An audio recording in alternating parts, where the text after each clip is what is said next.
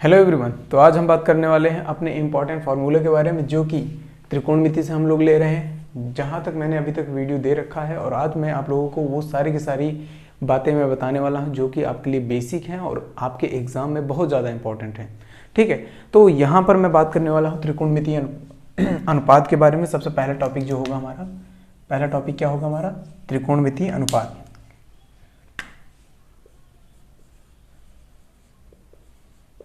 त्रिकोणमितीय अनुपात, ठीक है। इन सभी के बारे में आप लोगों को पता होगा, ट्रिगोनोमेट्रिक रेशियो के बारे में, ठीक है। किसके? ट्रिगोनोमेट्रिक रेशियो के बारे में हम बात करेंगे। तो देखिए, जहाँ तक मुझे पता है कि आप लोगों को ये बेसिक चीज़ें जो है आपको पता होंगी, ठीक है। ये बेसिक चीज़ें आपको पता होंगी, लेकिन फिर भी एक बार मैं आप लोगों के सामने ये रखता हूँ, उसके बाद इंपॉर्टेंट फार्मूलों के बारे में कुछ बात करता हूँ। जहाँ तक मैंने वीडियो अभी तक दिया है उस वहाँ तक के फार्मूलों के बारे में मैं डिस्कस करूँगा यहाँ पे, ठीक है। तो देखो, त्रिकोणमिति का मतलब क्या होता है? त्रिकोण प्लस मिति, यानी कि त्रिकोण मतलब जहाँ तीन कोण हो, और तीन कोणों को हम क्या कहते हैं? त्रिभुज कह सकते हैं, बिल्कुल कह सकते हैं सर। तीन भुजाएं तीन कोणों का, ठीक है। तो ये जो है ये हमारा क्या हो गया? त्रिकोण।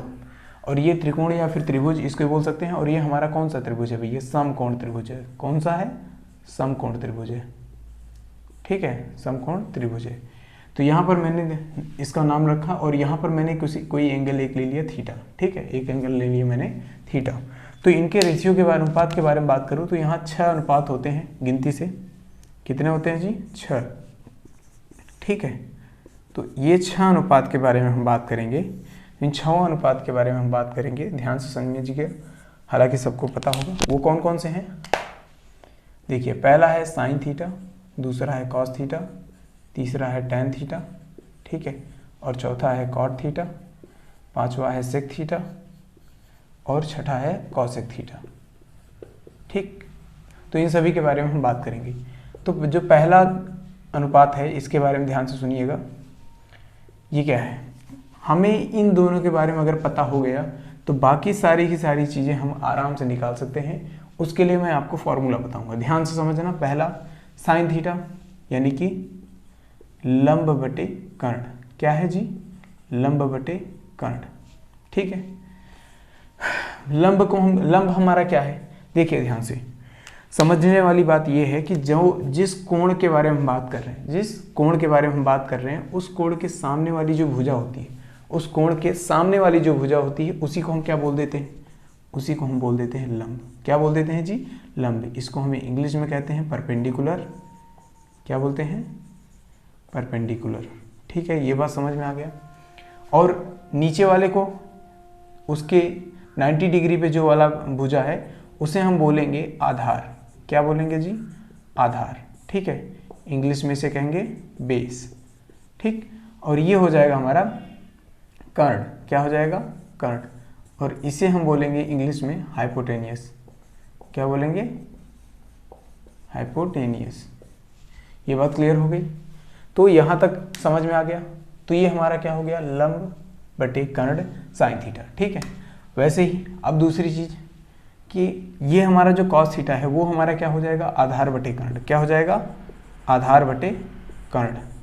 ये बात समझ में आ गई, ठीक। तो अब अगर हमें दो चीजें पता हो गई तो एक चीज मैं बता रहा हूँ, ध्यान से समझना। यहाँ रिलेशन मैं जो बताऊंगा उस रिलेशन को याद रखना, वहां से आप लोगों को आसान बन जाएगा। मैंने जैसे कहा कि दोनों के बारे में पता होना चाहिए, उसके बाद तो सब निकल ही जाएगा।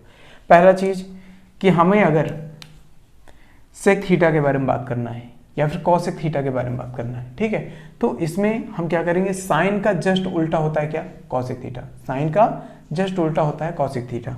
तो मैं कह देता हूं भैया कि ये अगर लंब बटे कर्ण है तो ये क्या हो जाएगा? कर्ण बटे लंब हो जाएगा। क्या हो जाएगा? कर्ण बटे लंब हो जाएगा। बस इतना याद रखना है। और सेक थीटा किसका उल्टा होता है? कॉस थीटा का। कर्ण बटे आधार इसका हो जाएगा। ये बात समझ में आ गया? क्लियर? उसके अलावा टैन और कॉट की अगर हम बात करें तो ध्यान से समझना, जो टैन होता है वो साइन बटे कॉस होता है। क्या होता है? साइन बटे कॉस। यानी कि साइन में अगर कॉस का भाग दे दूं तो जो आएगा वो हमारा टैन हो जाएगा। तो अगर मैं भाग दे देता हूं तो कर्ण कर्ण कैंसिल हो जाता है। तो बचा क्या हमारे पास? लंब बटे आधार। बिल्कुल, लंब बटे आधार।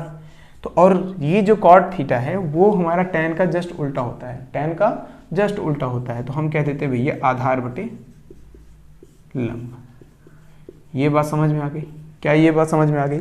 अगर ये बात समझ में आ गई तो ये है आपके लिए इंपॉर्टेंट पॉइंट जो कि त्रिकोणमितीय अनुपात से है। अब सर ये जो आपने रिलेशन बताया कि ये इसका उल्टा होता है, वो उसका उल्टा होता है, तो ये सारी बातें कहाँ से आई?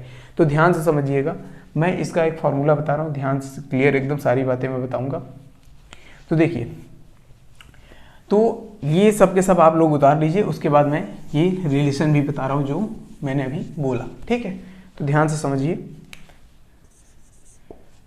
देखो, इसे हम बोल सकते हैं इम्पॉर्टेंट रिलेशन, ठीक है, जो कि आपके एग्जाम में इतना ज़्यादा इंपॉर्टेंट होता है, आपके एग्जाम में इतना ज़्यादा इंपॉर्टेंट होता है, किसी भी क्वेश्चन में, त्रिकोणमिति के किसी भी क्वेश्चन में ये लगते हैं। हर एक क्वेश्चन, कोई भी ऐसा क्वेश्चन नहीं है जिसमें ना लगे, ठीक है?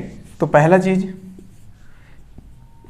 पहला ये है कि हम कहते हैं भैया कि जो कॉसेक थीटा होता है, कॉसेक थीटा वो होता है साइन का उल्टा, साइन थीटा का उल्टा, ठीक है? इसे हम रेसिप्रोकल बोलते हैं, या फिर ऐसे आप बोल सकते हो उसे साइन थीटा बराबर 1/cosec थीटा, 1/cosec थीटा। समझ गया?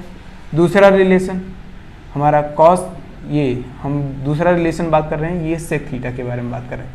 किसके? Sec theta. सेक थीटा हमारा क्या होता है? कॉसेक का, कॉस का उल्टा। किसका?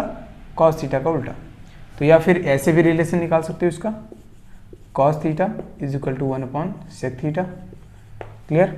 उसके बाद हम तीसरे की बात कर लें। तीसरा पॉइंट हमारा tan थीटा। क्या? tan theta. tan थीटा क्या हो जाता है? 1/cot theta. क्या? 1/cot थीटा, ठीक है? या फिर एक और बात कह सकते हैं, cot theta is equal to 1/tan theta. Clear? यहाँ तक बातें समझ में आ गई? ये 3 रिलेशन हो गए। इसके अलावा जो चौथा रिलेशन होगा वो इस तरह से होगा कि अगर हम कह देते हैं tan थीटा, तो वो हो जाता है हमारा क्या? साइन थीटा बटे कॉस थीटा। जैसे मैंने कहा कि साइन थीटा में अगर कॉस थीटा का भाग दे दें तो ये क्या हो जाएगा? हमारा tan थीटा हो जाएगा। और जो आखिरी है इसका अगर अपोजिट मैंने कहा था ना कि कॉट थीटा इसी का उल्टा है, तो मैं कह देता हूँ, देखिए cot theta is equal to, तो कॉस बाई साइन हो जाएगा। क्या हो जाएगा? Cos theta upon sine theta. यानी कि अगर कॉस थीटा में हम साइन थीटा का अगर हम भाग दे देते हैं तो वो क्या हो जाता है? हमारा कॉट थीटा। ये समझ में आ गया? और tan थीटा कब आता है? जब साइन थीटा में कॉस थीटा का भाग दे दें।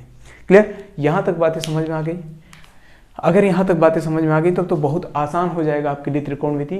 और सबसे महत्वपूर्ण बात यह है कि मैंने एक क्वेश्चन सीरीज स्टार्ट किया है आप लोगों के लिए, इंपॉर्टेंट क्वेश्चन सीरीज है वो, क्योंकि वो आपके ऐसे क्वेश्चंस हैं जो कि प्रीवियस ईयर में पूछे गए हैं आपके हाई स्कूल के बोर्ड एग्जाम में, ठीक है? तो उसमें आपका पूछा गया है, और वो ऐसे इंपॉर्टेंट क्वेश्चंस हैं कि पूछे भी गए हैं और आ भी सकते हैं, ऐसे हैं।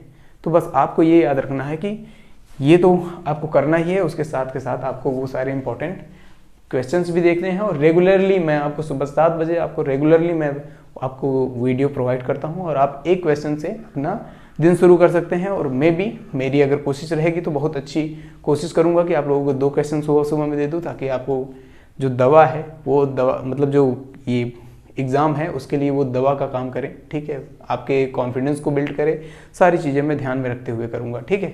तो मिलते हैं नेक्स्ट क्लास में एक नए कॉन्सेप्ट के साथ। Thank you very much.